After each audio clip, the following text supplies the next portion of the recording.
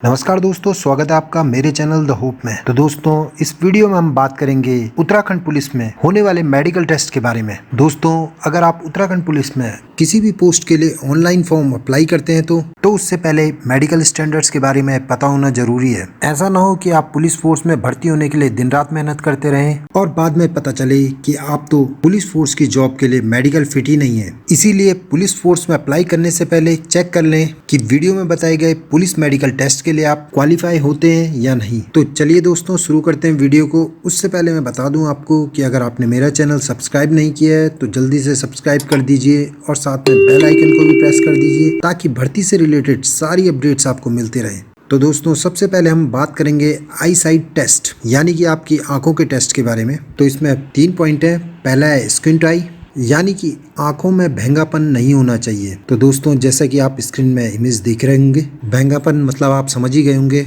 आपने ऐसे लोगों को देखा होगा जिनको देखने से ऐसा लगता है कि वो आपकी तरफ देख रहे हैं, लेकिन एक्चुअल में वो कहीं और दिख रहे होते हैं। तो आप स्क्रीन पे इमेज भी देख रहे हैं, इसे बोलते हैं स्किंट आई यानी कि आंखों में भैंगापन। तो अगर ऐसी प्रॉब्लम आपकी है तो आपको अनफिट किया जा सकता है। अब हम बात करेंगे आपकी मिनिमम आई साइट के बारे में, यानी कि कम से कम आपकी आई साइट कितनी होनी चाहिए इसके बारे में। तो दोस्तों, बात करेंगे उत्तराखंड पुलिस में आपकी आई साइट कितनी होनी चाहिए। तो यहाँ पर आपकी दोनों आंखों की विदाउट करेक्शन यानी कि बिना चश्मे के जो आपकी आई साइट होनी चाहिए वो 6/6 होनी चाहिए। 6/6 का मतलब ये है, यहाँ पर आप स्क्रीन पर एक चार्ट देख सकते हैं। इस चार्ट में अलग अलग साइज के अक्षर लिखे हुए हैं। सबसे पहला ई लिखा है जो कि सबसे बड़ा है, फिर डी लिखा है। इस तरह से अक्षर लिखे हैं और उनके सामने उनकी डिस्टेंस लिखी है। तो इस डिस्टेंस से अगर आप वो अक्षर पढ़ पाते हैं तो वो आपकी आई साइट क्लियर हो जाएगी कि वो कितनी है। जैसा कि सबसे आखिरी वाली लास्ट लाइन में लिखा है जो कि है DLMOBUC, उस लाइन को पढ़ने की जो दूरी आगे लिखी है 6/6,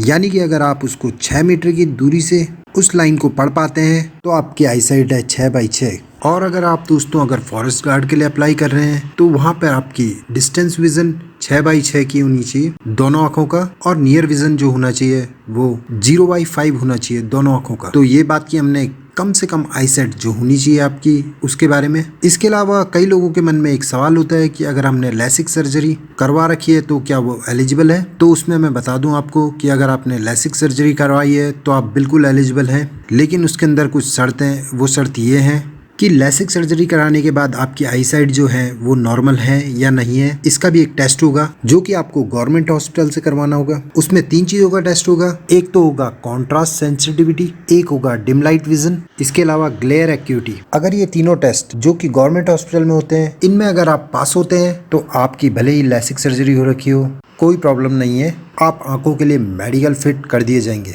और आपका सिलेक्शन हो जाएगा। अब हम यहाँ पर बात करेंगे कलर ब्लाइंडनेस की। कलर ब्लाइंडनेस में लाल और हरे रंग में पहचान करनी मुश्किल होती है। ये बीमारी अक्सर जन्मजात होती है परंतु कम लोगों में पाई जाती है। पुलिस भर्ती के लिए इसे सबसे इम्पोर्टेंट माना जाता है। कलर विजन टेस्ट होता क्या है, कैसे होता है, इसके बारे में अब बात करते हैं। ये जो कलर विजन टेस्ट होता है ये Ishihara's test for colour deficiency textbook के आधार पर किया जाता है। इस बुक में कुल 38 प्लेट्स होती हैं। इसमें से कुछ आप स्क्रीन पे अलग अलग इमेज देख सकते हैं। जैसा कि हर इमेज में एक गोल सर्कल होता है और हर सर्कल में अलग अलग कलर के डॉट्स होते हैं और इन डॉट्स के अंदर कुछ नंबर्स और कुछ पैटर्न्स लिखे होते हैं जो हमें पहचानने होते हैं। स्क्रीन में आप देख पा रहे होंगे सर्कल है, सर्कल के अंदर डॉट्स हैं, उनमें देख पा रहे होंगे आप कि कुछ में नंबर लिखे हैं और कुछ में पैटर्न्स जो कि आपको पहचानने होते हैं। तो ये होता है कलर ब्लाइंडनेस टेस्ट। दोस्तों, यहाँ पे मैं आपको सजेस्ट करना चाहूँगा कि मेडिकल में जाने से पहले आप किसी अच्छी आंखों के डॉक्टर में जाके आंखों का मेडिकल चेकअप करवा लें। इसके बाद आपके जो भी डाउट है वो क्लियर हो जाएंगे। तो दोस्तों, ये हो गया आपके आंखों का टेस्ट, आई टेस्ट के बारे में, जिसमें 3 पॉइंट थे। स्क्विंट आई, न्यू आई साइट कितनी होनी चाहिए और कलर ब्लाइंडनेस।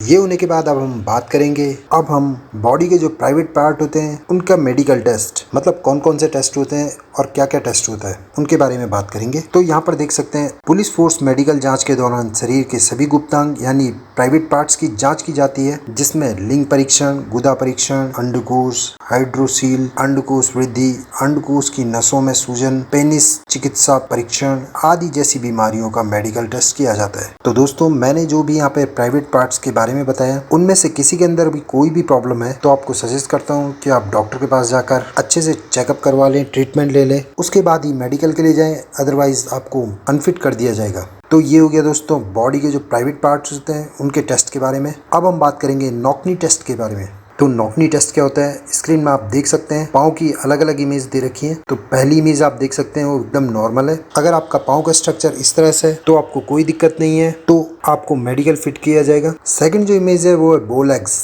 यानी कि आपके पाँव के बीच गैप ज़्यादा होता है। अगर ऐसी प्रॉब्लम है तो डेफिनेटली आपको प्रॉब्लम होगी। और थर्ड जो इमेज है वो है नॉकनी। नॉकनी का मतलब यहाँ पर ये है कि आपके घुटने जो हैं चलते वक्त आपस में टकराते हैं, तो इसे बोलते हैं नॉकनी। जैसा कि आप इमेज में देख रहे हैं कि घुटने आपस में क्या है, टकरा रहे हैं। अगर ऐसी प्रॉब्लम आपको है तो आपको अनफिट कर दिया जाएगा, क्योंकि नॉकनी की वजह से भागने में दिक्कत होती है, इसलिए मेडिकली हमें अनफिट कर दिया जाता है। और अगर हम नॉकनी की सॉल्यूशन की बात करें तो ऐसी बहुत सी एक्सरसाइज होती हैं जिनसे ये प्रॉब्लम सही हो सकती है। तो फ्रेंड्स, ये हो गया आपका नॉकनी टेस्ट। अब हम बात करेंगे फ्लैट फुट के बारे में। तो फ्लैट फुट क्या होता है, जैसे कि आप स्क्रीन में एक इमेज देख पा रहे हो। इमेज में जो सबसे पहली इमेज है उसमें आप देख सकते हैं वो है फ्लैट फुट।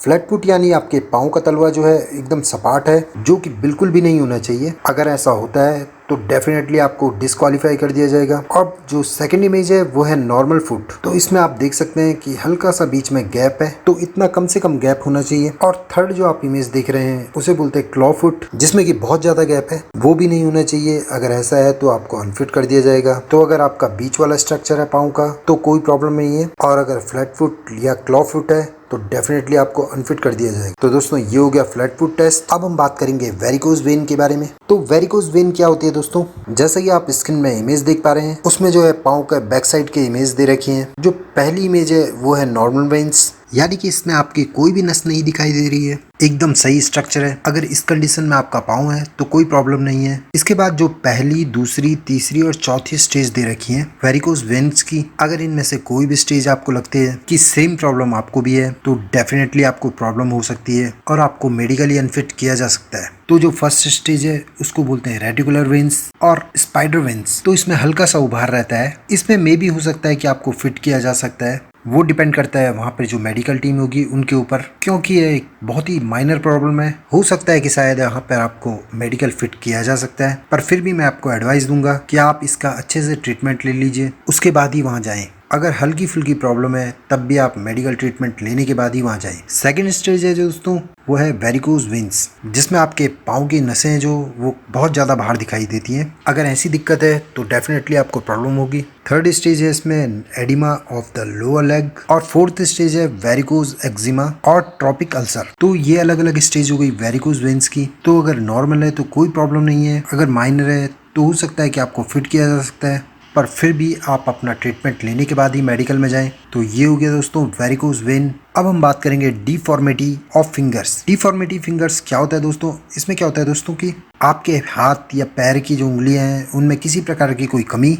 या किसी प्रकार की विकृति या टूट फूट नहीं होनी चाहिए। अगर ऐसा है तो आपको प्रॉब्लम हो सकती है। अब हम बात करेंगे हेलुक्स वेल्गस के बारे में। हेलुक्स मतलब क्या होता है, हेलुक्स मतलब होता है आपके पैर के अंगूठे को हेलुक्स बोला जाता है। और वेल्गस क्या होता है, वेल्गस सात वाली अंगूठी की ओर उसका झुकाव वेल्गस कहलाता है। जैसा कि आप स्क्रीन में एक इमेज देख पा रहे होंगे जिसमें पैर का अंगूठा जो है वो सात वाली उंगली की ओर उसका झुकाव ज्यादा है, जिससे उसकी साइड से हड्डी निकल रही है, जिससे क्या होता है कि पैर में अक्सर सूजन आ जाती है और दर्द रहता है, जिसकी वजह से फोर्स की नौकरी करना मुश्किल हो जाती है। तो अगर ऐसी प्रॉब्लम आपको है तो आपको अनफिट किया जाएगा। तो ये हो गया दोस्तों हेलुक्स वेल्गस। अब हम बात करेंगे हेलुक्स रिजिडस। हेलुक्स रिजिडस मतलब क्या होता है दोस्तों, हेलुक्स का मतलब बताया था आपको पैर का अंगूठा, और रिजिडस मतलब होता है कठोरता। अगर आपके पैर के अंगूठे में कठोरता है बहुत ज्यादा, जैसा कि आप स्क्रीन पे देख पा रहे हैं बहुत ही कठोर अंगूठा है, तो इससे भी आपको प्रॉब्लम होगी और आपको मेडिकल अनफिट किया जा सकता है। अब हम बात करेंगे आपके एयर टेस्ट यानी कानों के टेस्ट के बारे में। तो इसके अंदर आपके कान बहने नहीं चाहिए, कान में कोई मैल वैल नहीं होना चाहिए, इसके अलावा कान सुनने में कोई दिक्कत नहीं होनी चाहिए। तो यहाँ पर हम आपको सजेस्ट करेंगे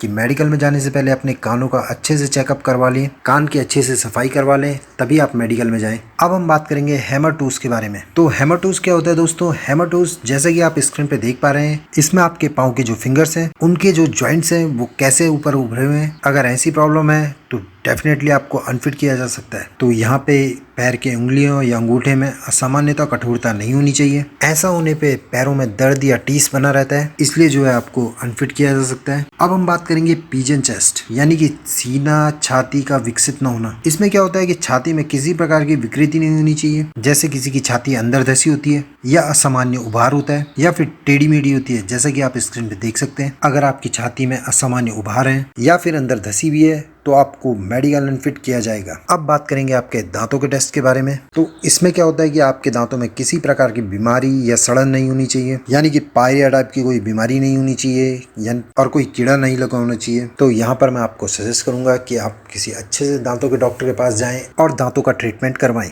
तभी मेडिकल में जाएं। अब हम बात करेंगे स्टैमरिंग के बारे में। स्टैमरिंग क्या होता है दोस्तों? हकलाना या तुतलाना। अगर ऐसी किसी भी कैंडिडेट को प्रॉब्लम है तो वहां पर आपको अनफिट किया जा सकता है। अब हम बात करेंगे नोज टेस्ट यानी नाक के टेस्ट के बारे में। इसमें जो है आपके नाक का स्ट्रक्चर है वो सामान्य होना चाहिए, उसकी हड्डी कोई टेढ़ी मेढ़ी नहीं होनी चाहिए, नाक में किसी तरह की कोई बीमारी नहीं होनी चाहिए। अगर ये सब कुछ नहीं है तो कोई दिक्कत नहीं है, आप मेडिकल फिट कर दिए जाएंगे, अदरवाइज आपको डिस्क्वालीफाई किया जा सकता है। तो ये हो गया दोस्तों आपका नोज टेस्ट। और अब फाइनली बात करेंगे आपकी हार्ट बीट के बारे में, यानी कि आपके दिल की जो धड़कन होती है उसके बारे में। तो यहाँ पर जो आपके हृदय की गति होती है वो सामान्य होनी चाहिए और जैविक बीमारी का कोई संकेत नहीं होना चाहिए, और जो हार्ट बीट है वो आपकी नॉर्मल होनी चाहिए, तो कोई प्रॉब्लम नहीं है। और दोस्तों यहाँ पे मैं आपको बता देता हूँ कि मेडिकल टेस्ट में जो भी कैंडिडेट अप्लाई कर रहे हैं, चाहे वो किसी भी कैटेगरी से हों, चाहे वो किसी भी एरिया से बिलोंग करते हों, उनको किसी भी प्रकार की कोई छूट नहीं दी जाती है। और जो उम्मीदवार पुलिस मेडिकल टेस्ट में अयोग्य पाया जाता है उसे इस सभी के बारे में सूचित किया जाता है और वह